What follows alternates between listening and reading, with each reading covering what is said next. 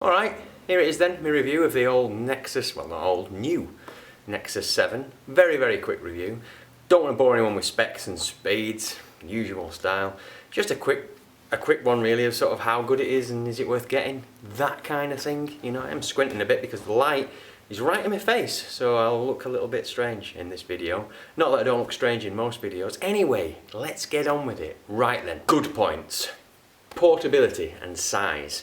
It's a really nice size. I didn't think, initially, that a 7-inch tablet would be enough screen space, but I suppose one of the best points of it is you say your phone battery lasts so much longer because you pick this up instead, and it's a beautiful size. It's pocketable. I've nipped out with it, had it in my pocket when I've been in my jacket. It's not too heavy, it's not too, it doesn't drag your jacket down, you kind of forget it's there really. So point one is the size, the form factor. It's very nice to pick up and use. Number two, the screen itself is got lovely viewing angles. If you want to read at this really obscure angle, you could. Why anyone ever needs to do that is beyond me. But I mean, it's quite reflective. Obviously outside, it's on maximum brightness. I'm sat in a window here, on a windowsill. The camera's on a windowsill, so it's fairly reflective, as if it would be outside. But yeah, you can read it outside with the screen on full brightness, but the screen inside, because I mean, I don't really know why you would use it outside, to be honest, because again, you need to have Wi-Fi, and then you can tether it to your phone and stuff, but if you are going to use it outside, you probably are going to squint, much like I'm squinting now. Point number three, battery. Let's have a quick look at what I'm up to at the moment on this one.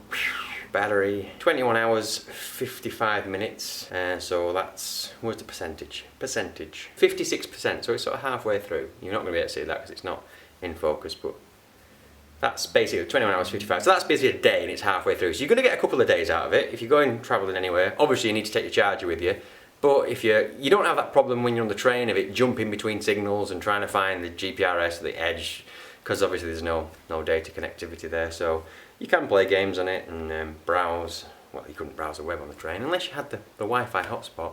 But again, I think the battery is a really good point.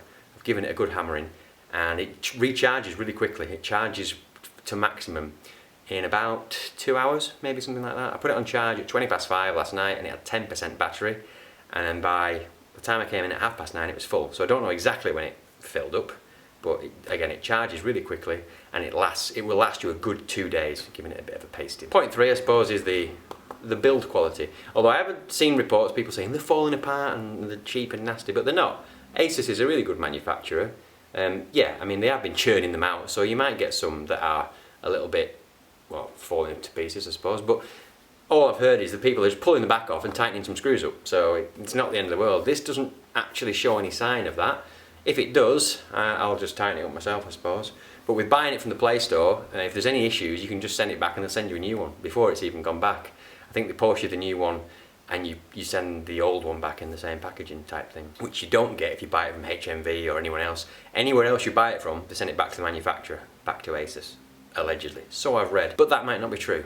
But I hope it is, because I read it on the internet. And point number 4 or 5, completely lost count already, is the voice search stuff on it. You know how I slated the S voice? The voice search on this is really good. So it's a lot quicker.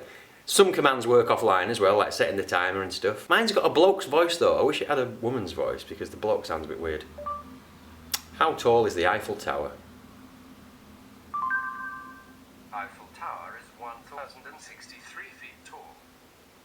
So even with my northern accent and whatnot, it seems to pick the voice up really good, and then it gives you the Google search underneath what you've initially asked for and shows you a picture of the Eiffel Tower and stuff. I don't really know what else to ask it. I've used it to set a timer before. Set timer for 5 minutes. Setting alarm. It says alarm, it means timer. I don't know why it says that, but it's actually saying it there. It'll actually set one now, and that's actually set. So brilliant. So yeah, the voice stuff on it, I'll do a proper review on the voice stuff, although you've probably seen them before, but complete and utter contradiction to S voice on the Samsung. It's much better. They've put a lot of work and effort into it. I still don't think we're living in the age of voice controlling things, but I have actually used it a couple of times, which says a lot, to be honest, and you can actually use your voice to just type on it as well. So I really think the voice side of it, it's not so much a gimmick, it's coming on, it's actually usable. Now let's discuss the bad points. Point number 1, storage. 16 gig storage on this one, which is the bigger. You can get 16 gig or 8 gig. And it comes with Transformers the movie, Transformers 3. And you can stream the film, or you can download it. I downloaded it, and it's taken up quite a lot of storage. I don't go mad with apps. I tend to like surfing, watching YouTube a lot, email, Google+, Twitter, Facebook, all the usual social stuff that you just lie on the sofa. The computer's encoding and uploading and doing all that kind of thing, and you're sat on the sofa just browsing, surfing, using the long battery life. It's not heavy, you're lying there just looking, scrolling through the browser and whatnot. But the storage, I think, for some people, not for me, especially with it not having data connectivity built in. If you're going away and you want films on it and things like that, you might find that 16 gigs not quite enough. So let's have a look how much I've used. So I don't know, total space 13.24 gig. Apps and data, you can't really see it, but there's a little green line there. Trust me, the screen's good. It's just very reflective in this light. But yeah, I've got 13.24 gig, and most of it has been used by apps and media, pictures and videos. Tiny little line, audio, music downloads, available. Oh, there you go, so available 9.32 gig. So I think if you've got the 8 gig one, you're really going to suffer. So I understand that the Nexus devices never seem to have a memory card slot, but you know what you're getting when you buy them. Again, they did it to save money allegedly, so you know, just it is a negative point. And you know, in my opinion, they should have done them with a little bit more memory, or at least, you know, I wouldn't mind to pay a little bit more, because 200 quid. It's not that much at all really, so for an extra, to double the memory and add like 40 quid or something onto it, I wouldn't have minded. But the idea is to keep the price low and stream everything if you can. So yeah, still on point number 1, storage. Point number 2, the soft keys. The issue I had with the HTC One X, let me just find somebody in my contacts. No, I'll tell you what, I'll bring open YouTube, or YouTube as they like to say in America, and when you've got the keyboard on the bottom of the screen, you've got these 3 soft keys at the bottom. Now I find myself, when I'm typing away to search something, when I hit the space bar, catch the home button. That's me though. I tend to find it's quite a nice keyboard for, you know, you're just using a pair of thumbs. And I've caught it a couple of times, which is a little bit of a niggle. I'm quite a fan of the clicky home button on the S3, Galaxy S3. But I understand, keep it clean, keep it off when you turn it sideways. It doesn't auto-rotate unless you're in a browser or an app or something like that. But even when you're sideways in YouTube and you want to do a search, so your keyboard, again you can't really see it, but the keyboard's there, and when you press space, pressing space happily, catch the home button. I over exaggerated it a little bit there, but again, a little bit of a niggle. Nothing really you can do about it, because the home button and the back and the recent apps all have to sort of stay there, because that's where they are and that's how you get to the bottom of the screen. But a little bit of a niggle. It's annoyed me a couple of times, laid there and just typing away and hitting that button and going and having to go back into it. Again, nothing major, not a deal breaker really. Yeah, I'm doing it again. I'm making the good points sound really good and the bad points sound meh. Oh, that was the timer I set. I've been talking that long already. Anyway, there you go, it works. Bad point number 3, landscape orientation. It will annoy some people. When you're dealing with a tablet, when I had the iPad and stuff, I always held it this way. I had the lock on and I always had it sideways. It made more sense, it laid out nicer to me, and I preferred it a lot. With this, when you tilt it sideways, it doesn't go sideways. Oh, there is an app you can get that lets you do it, a free app. But when you go into something like the browser, check there's nothing about drugs on there, because there was last time I went into a browser on a review. It obviously orientates, you know, no problem, but when you quit out of it, it goes back to portrait. Now, you find yourself, or I find myself, using it in portrait quite a lot. Even when I'm on YouTube, I'll be watching videos, looking at the comments underneath. If I'm watching something, film, maybe I would hold it that way, but it'll probably narc some people that you can't have it that way by default unless you have an app that lets you do it. But again, you can route it. Here, I'm doing it again. I'm making the bad point is it's a portrait only view on the home screen. We'll leave it at that, because it's a bad point, okay? Point number 4, I think, I'm terrible at this counting thing, was not all the apps in the App Store support the size. So for instance, if you do a quick search, if you go into the Play Store, if I can find it, Play Store, and I use the Amazon app when I'm on my phone, so if I just type in Amazon and hit search, the top search result that comes up is not the Amazon app, it's Amazon MP3. Again, something you can't see. Billion results, look at that, tap the results, look at all the apps that come up, and It's not even listed there, you probably can't see it, but it's not listed because it obviously isn't supported. Some apps I've gone into in the Play Store, when I actually click on them, it says device not supported. But most of the things, like if I just boom open the old Book of Faces, because this is exactly the same. It scales nicely, it fits quite right, so you know, it looks alright. There you go, jobs are good. Twitter's the same as well. Twitter sort of scales, the standard Twitter app. Does that work sideways as well? Yeah, it goes sideways. And most apps go sideways. Go sideways, is that a technical thing? But there are some, when you're in the Play Store, it just sort of says, this device isn't sorted. And again, another one that works okay, Instagram. So it looks quite nice. I actually really like viewing Instagram on here, it looks really good.